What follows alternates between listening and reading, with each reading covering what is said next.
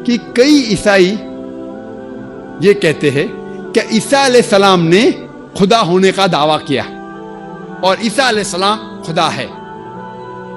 मैं क्योंकि तालिब इल्म हूं इस्लाम और दिक्र मज़हब के, मैंने बाइबल भी पढ़ी है और मैं आपसे ये कहना चाहता हूं कि अगर आप बाइबल पढ़ेंगे, बाइबल में एक भी वर्स नहीं है, there is not a single unambiguous statement in the complete Bible where Jesus Christ, peace be upon him, himself says that I am God, or where he says worship me. एक भी unambiguous साफ जाहिर verse नहीं है जिसमें ईसा अलैहिस्सलाम खुद कहते हैं कि मैं खुदा हूं या कहते हैं कि मेरी इबादत करो। कहीं भी बाइबल में उन्होंने खुदा होने का दावा नहीं किया। मैंने डेविड से कहा, डेविड मैं मान लेता हूँ कि नए नियम में भरोसा किया जा सकता है, लेकिन उसमें यीशु ने कोई दावा नहीं किया कि मैं खुदा हूँ।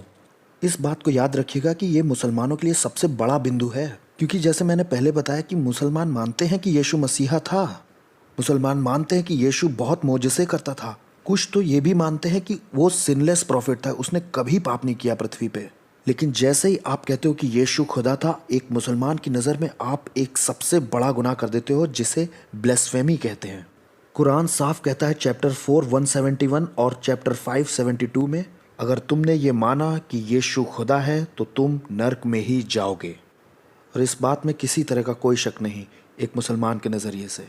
चैप्टर 5 116 आयत में दिखाया गया है कि यीशु अल्लाह से बात कर रहे हैं। हाँ, अल्लाह ने यीशु से कहा तुमने बोला कि मेरी इबादत करो। उसने कहा किसी सूरत में नहीं। क्या मेरे पास इतने अधिकार हैं कि मैं ऐसी बात कहूँ? तो ये सोच कि यीशु खुदा है इस्लाम का सबसे बड़ा गुनाह है। तो वो अपने खुदा का बचाव करते हैं जब वो कहते हैं कि यीशु खुदा किसी तरह से नहीं।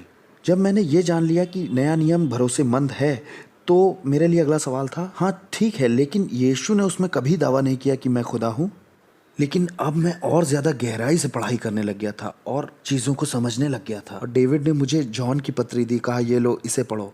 और जब मैं यूहन्ना की अंजील पढ़ रहा था तो मैंने पहले पन्ने की पहली आयत यीशु खुदा है पढ़ा। मुझे ज़्यादा पढ़ना भी नहीं पड़ा। इब्तदा में कलाम था, कलाम खुदा के साथ था और कलाम ही खुदा था। और कलाम था क्या? 14वीं आयत, कलाम गोश्त बना और हमारे साथ रहा और हमने उसका जलाल देखा। मैं इन सब तरह की आयतों को देख रहा था और इनसे बचने की भी कोशिश कर रहा था, क्योंकि बचपन से ही मुझे बताया गया था कि यीशु खुदा नहीं हो सकता। और अब तो मैं मान रहा था कि नया नियम सही है, तो ऐसा कैसे कह सकता है ये? और मैंने इसे ऐसे डिफेंड किया कि यीशु नहीं कह रहे कि मैं खुदा हूँ, ये तो लेखक जॉन कह रहा है।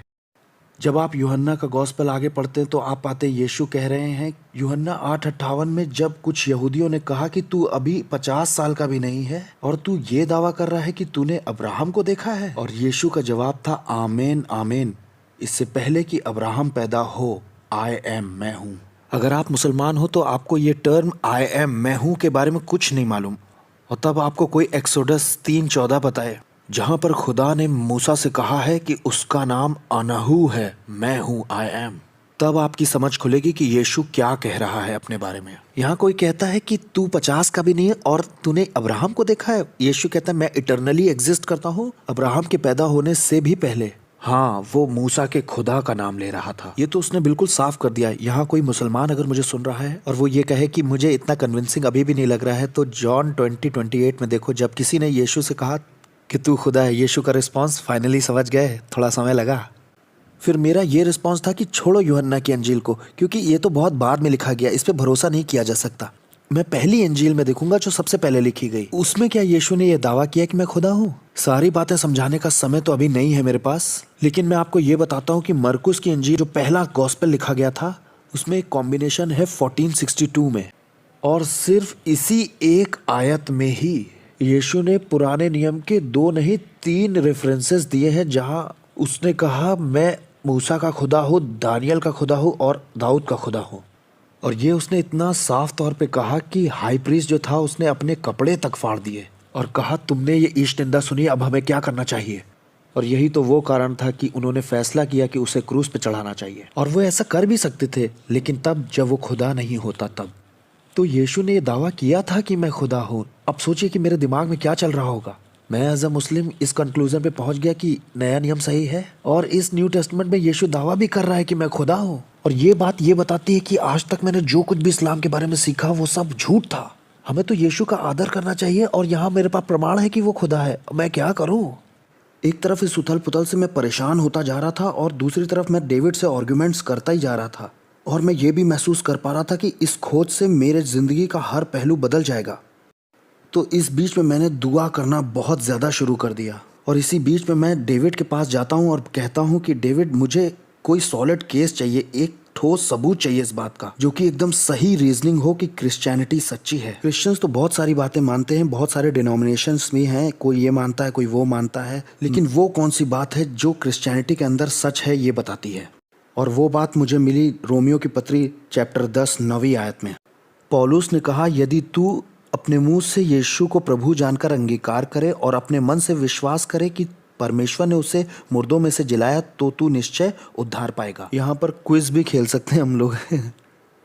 मुंह से अंगीकार कर कि यीशु प्रभु है और खुदा ने उसे मरे हुओं में से, तो तू उद्धार पाएगा। पहला उसका खुदा होना जरूरी है, दूसरा उसका क्रूस पर मरना जरूरी है, तीसरा उसका जिंदा होना जरूरी है, जिससे क्रिश्चियनिटी सच्ची हो जाएगी। वैसे ये बड़ा रोचक केस था।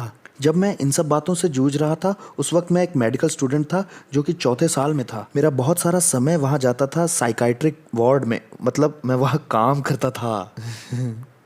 जब मैं वहाँ पर काम कर रहा था तो वहाँ बहुत से लोग मेरे पास आते थे जो कहते थे कि भ्रम और सनक में कि नबील मैं खुदा हूँ, और मेरा उनको ये रिस्पॉन्स होता था, आओ तुम्हारे लिए हमारे पास अलग कमरा है, अंदर आओ जरा।